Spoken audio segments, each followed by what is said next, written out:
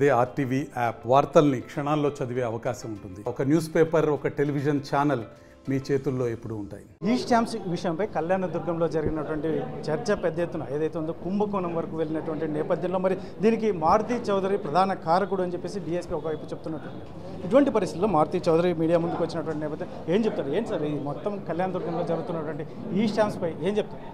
గత 4 సంవత్సరాలుగా జరుగుతున్న కుంభకోణాన్ని వైసీపీ ప్రభుత్వం అండదండలతో ఉషశ్రీచరణ్ అండదండలతో జరుగుతున్న కుంభకోణాన్ని వెలుగులో కొంతమంది కుర్రాళ్ళు మాకు తెచ్చిచ్చిన పేపర్లు మేము ఐజీ గారికి ఇచ్చాం. వాళ్ళు వచ్చి ఎంక్వైరీ చేసుకున్న తర్వాత కొన్ని స్టాంప్స్ ఏదో ఫేక్ అని తెలియనట్టుంది. అంత లోపల మిగతా బాధితులు పోయి కంప్లైంట్ ఇస్తే దానిపైన ఎస్పీ గారు చర్య తీసుకున్నారండి. ముఖ్యంగా ఇప్పుడు ప్రధానంగా డీఎస్పీ ప్రెస్ మీట్ పెట్టి మరీ చెప్తున్నటువంటి నేపథ్యం అయితే ఈ మీ సేవా సిబ్బందితో మారుతి చౌదరి అనుకూలంగా ఉంది, ముఖ్యంగా లోబర్చుకొని వారికి కావాల్సినట్టు ఇచ్చి ఇది మొత్తం అంతా బయటికి తీసుకొచ్చినటువంటి నేపథ్యం. ఇటువంటి పరిస్థితుల్లో మారుతి చౌదరి ఏం చెప్తారు? కాదండి, దీంట్లో లోబర్చుకునేది ఏంటండి, బాధితులంతా పక్కనున్న మీ సేవలు మూసేయించిన మీ సేవ వాళ్ళు ఆర్జీ శివశంకర్ గారు మీ సేవను మూసేయించారు. దాంట్లో పనిచేసే కుర్రాళ్ళు అక్కడ పనిచేశారు.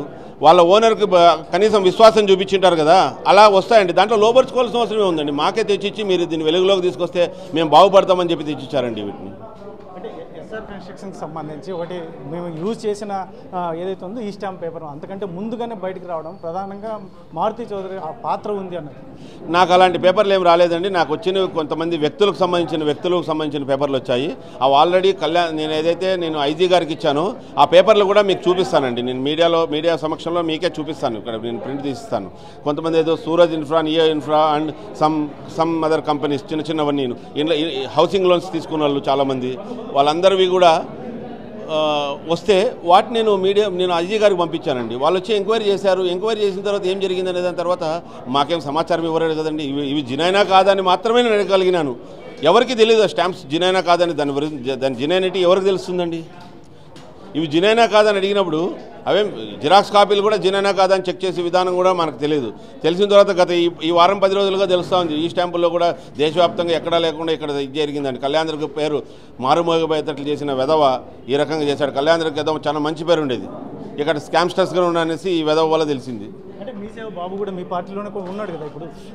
గతంలో మా పార్టీ కాదండి, ఇప్పుడు వచ్చి ఇలాంటి వాళ్ళు పొద్దుతిడు ఉప్పు ఉన్నట్టండి. ఎవరైనా కానీ అధికారం ఎక్కడొస్తే అటువైపు వచ్చేస్తుంటారు. అంతకుమించి ఇక్కడ ఏం లేదండి. ఆ అబ్బాయి ఏం గతంలో ఏం తెలుగుదేశం పార్టీ కార్యక్రమాలు ఎక్కడ లేడే గతంలో. ఈ గవర్నమెంట్ వచ్చిన తర్వాతే తెలుగుదేశం పార్టీలోకి వచ్చాడు. గతంలో అబ్బాయి తెలుగుదేశం కాదు. ఆ అబ్బాయి సాక్షిలో graphic designer something I don't know.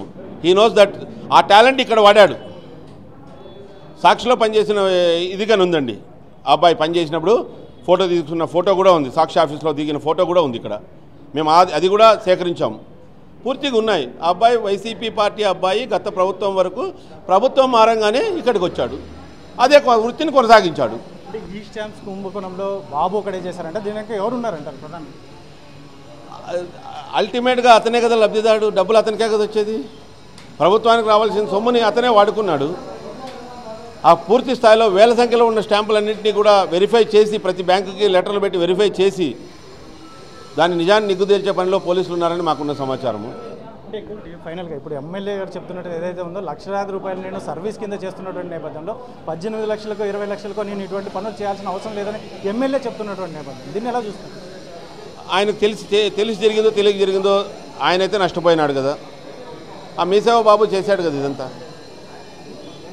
ఫైనల్గా ఏం చెప్తారు దీనికి బాధ్యుడు అంతా? కానీ లేదంటే ప్రధానంగా ఎవరు చేశారు? మారుతి చౌదరి నిలబడిపోతాడా లేదంటే ఎమ్మెల్యే వర్గం నిలబడిపోతుంది?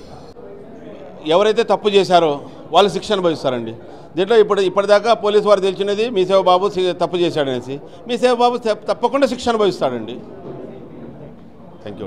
మొత్తం మీద అయితే మాత్రం మారుతి చౌదరి ఇప్పటికైతే చెప్తున్నాడు కుంభకోణం జరిగిన కళ్యాణదుర్గంలో ఇటువంటి అంశం అనేది ఎందుకంటే చాలా సౌమ్యంగా ఉండేటువంటి కళ్యాణదుర్గం నియోజకవర్గంలో మీ సేవ బాబు చేసిన అంశం పెద్ద ఎత్తున రాష్ట్ర వ్యాప్తంగా సంచలనం రేపినటువంటి నేపథ్యంలో ముఖ్యంగా అల్టిమేట్ ఫైనల్గా లబ్ధి పొందింది అయితే బాబు. దీని వెనక ఎవరున్నారు ఇంకోటి అనేది గతంలో ఎందుకంటే 4 సంవత్సరాల కాలం నుంచి జరుగుతున్న అంశాన్ని నేను అటు ప్రభుత్వ అధికారుల దృష్టికి అందులో మా పార్టీ దృష్టికి తీసుకెళ్ళాను. దీనికైతే మాత్రం ఎవరు తప్పు చేసినా శిక్ష అనుభవిస్తారు అని చెప్పేసి మారుతి చౌదరి చెప్తున్నటువంటి నేపథ్యం. కెమెరా పర్సన్ సుధాకర్ తో చల్లకనాడు ఆర్టీవీ అనంతపురం. మరిన్ని వీడియోస్ కోసం ఛానల్ ని సబ్స్క్రైబ్ చేయండి. లేటెస్ట్ అప్డేట్స్ కోసం వాట్సాప్ ఛానల్ ని ఫాలో అవ్వండి. ఆ లింక్ డిస్క్రిప్షన్ లో ఉంది.